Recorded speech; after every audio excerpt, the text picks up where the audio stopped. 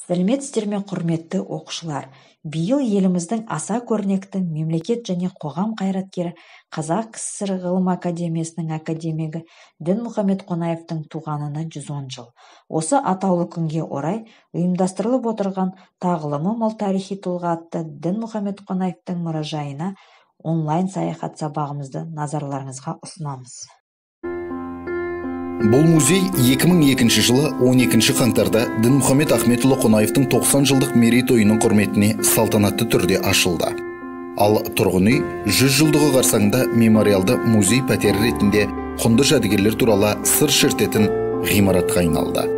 Пәтердің нарықтағы бағасы сол кезде 184 миллион 405 мың 215 теңгеге бағаланды. Мемориалдық музей пәтері Дінмұхамед Ахметұлының жеке кабинеті мен кітапханасы, қонақ, ас үй, жатын және жарының істігетін бөлмелерінен тұрады.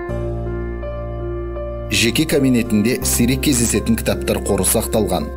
Музей экспонаттарының құны 66 миллион 150 мың теңге.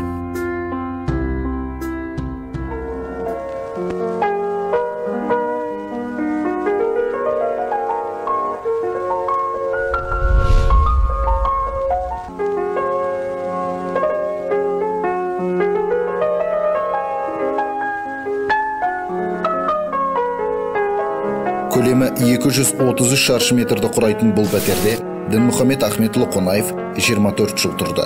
Бөлмелердің сәнін аша түскен перделерді Жара Зухра Шәріпқызының өзі тіккен. Әсем жіптермен көмкерілген жастықтар да сол кісінің төл туындылары. 50 жыл 6 ай 2 күн отасқан жұбайы өмірден өткен соң, Димаш Зухраның көзіндей көріңдер деп тіккен жастықтарының көбін туған туыстарына таратып берген.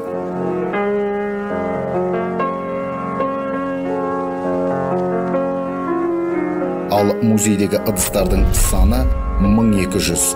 Олардың ішінде көзге де көңілге де жылы ұшырайтыны көк хрусталь вазалар.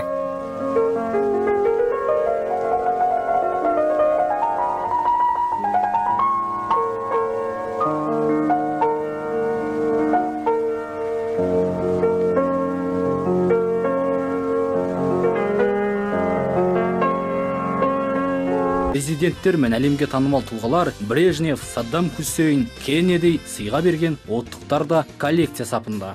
200-ден астам күріш түрін өндіретін сыр дихандары мына суретті 70 жасқа толған шағында сыйлаған. Зухра анамыздың ернін және Дінмұхамед Ахметұлының галстугын саларда ғана бояу қолданған. Еш бояуды пайдаланбай көк матаға жібек жіптермен көмкеріп шыққан суретте ерекше. Таза күмістен жасалған жалғыз тапанша, ең көне білтелі мылтық, кезіктер мен кавказдық қанжарлар және аңшылық мылтықтары мен пышақтары ең танымал коллекция. Алтын сүйген Дінмұхамед Ахметұлы Қонаев нағыз абыз, аңыз тұлға.